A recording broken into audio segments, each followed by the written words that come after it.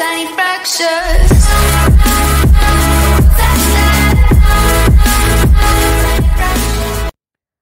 So hi guys, welcome back. ఈరోజు నేను చాలా interesting and very important life changing book గురించి డిస్కస్ చేయబోతున్నాను. Designing your life by bill Burnett and Dave Evans. So వీళ్ళు people ఎవరైతే వాళ్ళ డ్రీమ్ జాబ్ని చూస్ చేయడానికి, లేకపోతే వాళ్ళ కెరియర్ వాళ్ళకి కావాల్సింది ఉంది but still they are not happy, so అలాంటి వాళ్ళకి స్టాన్ఫోర్డ్లో టీచ్ చేస్తారు. ఇంకా బుక్లోకి వెళ్ళిపోతే పైన ఇద్దరు ఆథర్స్ దగ్గరికి చాలామంది నేర్చుకోవడానికి వస్తూ ఉంటారు. సో అలాంటి వాళ్ళలో జెనెన్ ఒక మిడ్ 30sలో ఒక మంచి సక్సెస్ఫుల్ లాయర్. తనకి కావాల్సినవన్నీ చేసింది. కాలేజ్లో డిగ్రీ చేసింది, లా డిగ్రీ చేసింది, మ్యారేజ్ చేసుకుంది, లా ఫర్మ్ కూడా చేసింది. But still she's not happy. ఎల్ఎస్ కేఫ్ ఓపెన్ చేయడానికి జాబ్ వదిలేసింది అండ్ ఓపెన్ కూడా చేసింది, సక్సెస్ వచ్చింది, మనీ కూడా ఎర్న్ చేసింది. But still she's not happy. వీళ్ళే కాదు, జనరల్గా 2/3 వాళ్ళు చేసే పనిని హ్యాపీగా చేయరు and they hate their work. 15% of them hate their work. నాకు, మీకు, అందరికీ ఒకటే ప్యాషన్ ఉంటుంది. అదేంటో తెలుసుకుని దాని మీద వర్క్ చేసి అదే ఫాలో అయితే we can definitely get success. And ఒకటే దానికి స్టిక్ అవ్వడం అనేది చాలా ఇంపార్టెంట్. బుక్లో చాలా ఇంపార్టెంట్ పాయింట్ ఏంటంటే శాంపుల్ యువర్ లైఫ్. అంటే మనం చేసేది ఎలా ఉంటుందో చెక్ చేసుకోవాలి. అంటే దూకే ముందు కాలు పెట్టి నీళ్ళు ఎలా ఉన్నాయో చూసుకోవాలి కదా, మినిమం కదా.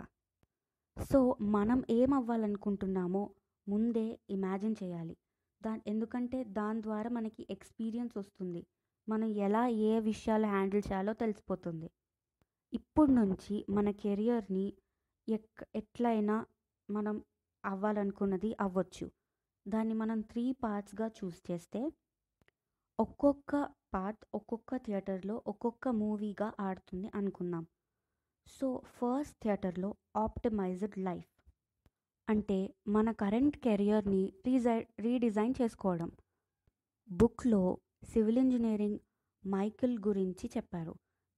తన జాబ్ని హేట్ చేసేవాడు, కానీ ఇష్టపడి తను చేయాలనుకున్నదే చేస్తున్నాడు. సో ఈ విషయాన్ని ఆథర్స్ డిస్కస్ చేసి తను చేసే జాబ్లో అతనికి నచ్చే టైం ఏంటి, అంటే డేలో తను ఎంజాయ్ చేసే పని ఏంటి అది తెలుసుకున్నారు. అతనికి కష్టమైన ఇంజనీరింగ్ ప్రాబ్లమ్స్ని సాల్వ్ చేయడం ఎంజాయ్ చేసేవాడు.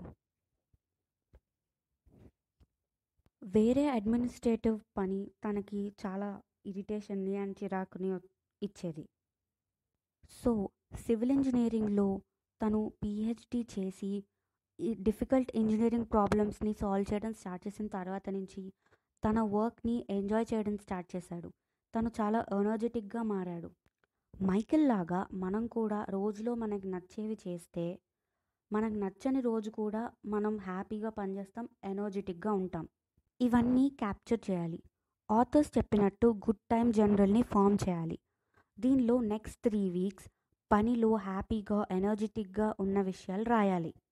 దీనికోసం మనం AEIOU అనే టెక్నిక్ని యూజ్ చేయొచ్చు. A అంటే యాక్టివిటీస్, మనం ఏం పని చేస్తున్నాం అనేది.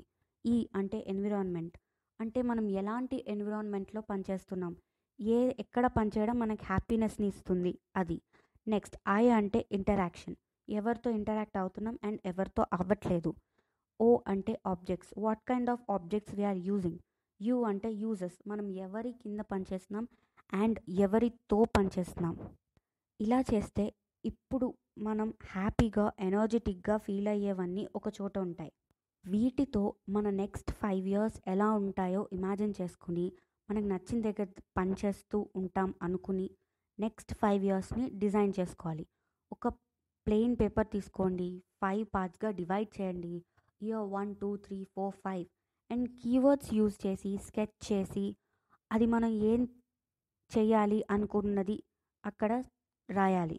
సో నెక్స్ట్ సెకండ్ థియేటర్లో వస్తే ఆల్టర్నేట్ లైఫ్. ఇప్పుడు కరెంట్ కెరియర్ వానిష్ అయిపోయింది అనుకుందాం. మీకున్న స్కిల్ని ఎందులో పెడతారు, ఎలా యూస్ చేసుకుంటారు? ఒకవేళ మీరు ఆథర్ అనుకోండి, బుక్స్ చదవడం సడన్గా అందరూ మానేశారు అనుకోండి. జస్ట్ ఇప్పుడు ఏం చేస్తారు? మీకున్న ఏకైక స్కిల్ అదే, అదే మీకు ఫుడ్ పెడుతుంది. సో సడన్గా ఇవన్నీ ఆగిపోయినాయి, what do you do? So again, good time జనరల్ని ఫామ్ చేయండి, 5 year ప్లాన్ చేసుకోండి, and and it definitely help you. Next, third theater అంటే ఫ్యాసినేటెడ్ లైఫ్.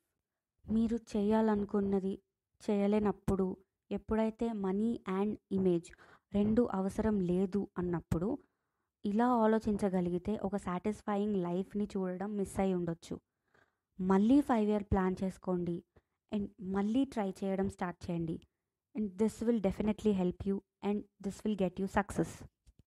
ఈ పాయింట్ ఆఫ్ టైంలో మీరు చేయాలనుకుంటున్నారు, ఏం చేయాలనుకుంటున్నారు, ఎలా చేయాలనుకుంటున్నారు అనేది క్లారిటీ వచ్చేసి ఉంటుంది, అండ్ చేసేద్దామని కూడా అనిపిస్తుండొచ్చు.